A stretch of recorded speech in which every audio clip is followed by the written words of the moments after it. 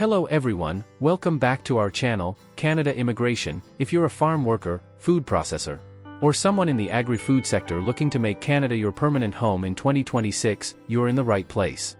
With the original Agri-Food Pilot wrapping up last year, many are wondering what's next. But here's the good news, Canada still desperately needs skilled hands in agriculture and food production. In fact, according to recent government reports, the sector faces ongoing labor shortages, creating golden opportunities for immigrants like you. Today, we're diving into a full guide on low-competition provincial nominee programs that target farm and food workers. These are streams from provinces that aren't as flooded with applications as big ones like Ontario's General Draws or Express Entry. We'll break down eligibility, job codes, documents, and how to find employers. Stick around for a comparison of 3 top options to help you choose. Let's get started. Your PR journey could be closer than you think. 1. Quick PNP overview. PNPs are province-run immigration programs where Canadian provinces nominate candidates for permanent residence based on local needs. They're great for targeted trades like farming and food work because they often have lower competition, especially in rural or regional areas. Unlike Express Entry, which can require high scores, PNPs focus on job offers and experience. For 2026, with immigration levels rising to 500,000 newcomers as per IRCC's plan, these streams are expanding to fill gaps in agri-food. 2. Detailed breakdown and comparison. Alright, let's compare 3 standout low-competition PNPs: Saskatchewan's Agriculture Talent Pathway, Ontario's Employer Job Offer, In-Demand Skills Stream, and British Columbia's Entry-Level and Semi-Skilled Stream. These are chosen because they specifically target agri-food roles, have regional focuses that reduce competition, and prioritize practical experience over high education. We'll cover eligibility, NOC codes, that's National Occupation Classification for jobs, required documents, and tips on finding employers. Starting with Saskatchewan's Agriculture Talent Pathway. Saskatchewan is a prairie province with vast farmlands, making this stream ideal for those wanting a rural lifestyle.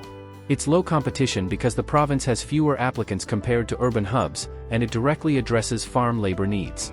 Eligibility: you need at least CLB 4 language proficiency, that's basic English or French, a high school diploma, and either 1 year of full-time work experience in your occupation over the past 3 years or 6 months with your Saskatchewan employer.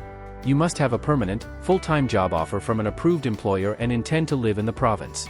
No point system, it's straightforward if you fit the bill. NOC codes. This stream covers a wide range for farm and food work, like 84120, specialized livestock workers and farm machinery operators, 85,100, livestock laborers, 85,101, harvesting laborers, 94,141, industrial butchers and meat cutters, and more. Full list includes about 11 codes focused on agriculture and processing. Required documents. Prepare your job offer letter with the SINP job approval letter, language test results, like IELTS or CELPIP, education proofs, work reference letters, identity docs like passports and birth certificates, and any translations if not in English/French. If you're in Canada, include your work permit. Finding employers, head to saskjobs.ca for postings. Employers must register with SINP and get job approval. Many farms and processors participate because the province subsidizes the process. Next up, Ontario's Employer Job Offer. In-Demand Skills Stream. Ontario is Canada's most populous province, but this stream is low competition for agri roles because it targets specific in-demand jobs outside high-tech sectors, and many applicants overlook it for flashier options. It's great if you want access to bigger markets while working in rural areas. Eligibility: you need a full-time, permanent job offer in an eligible occupation, paid above the regional median wage. Plus, at least 9 months of paid work experience in Ontario in the same NOC within the last 3 years, CLB 4 language level, and a Canadian high school equivalent. You must intend to live in Ontario, and if in Canada, have valid status.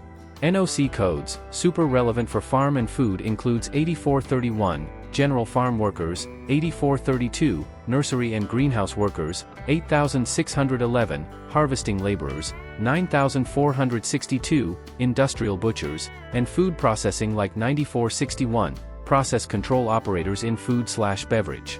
There are separate lists for Greater Toronto Area versus outside, with more options rural. Required documents: job offer details, language tests, work experience proofs like pay stubs and employer letters, education credentials, with ECA if foreign, proof of Ontario ties, like rental agreements, and status documents if in Canada. Everything must be clear and translated. Finding employers. Ontario employers need to meet business criteria like 3 years in operation and certain revenue/employee thresholds. Check jobs on sites like Indeed or Ontario's Job Bank. The province has many participating farms and processors in areas like Niagara or Windsor. Finally, British Columbia's entry-level and semi-skilled stream.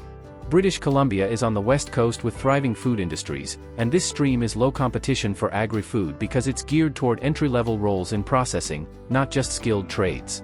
It's perfect for those starting out or in food manufacturing.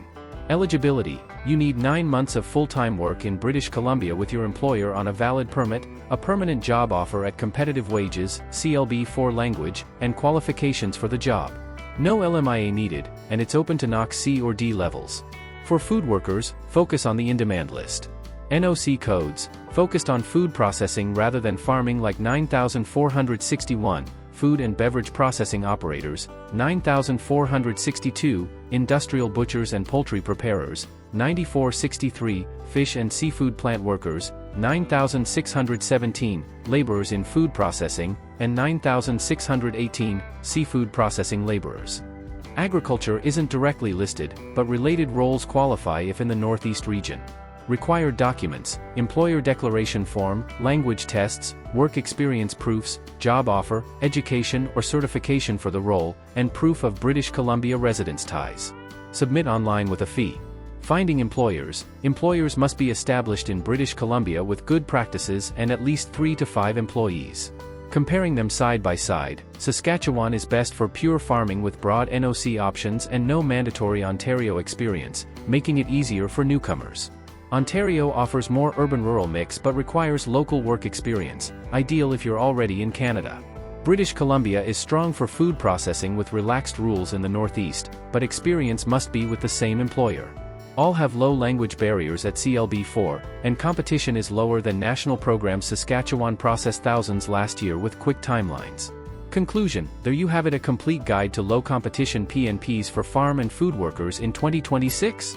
Whether you're harvesting crops in Saskatchewan, processing meat in Ontario, or working in British Columbia's seafood plants, these pathways can lead to Canadian PR without the intense competition of other routes.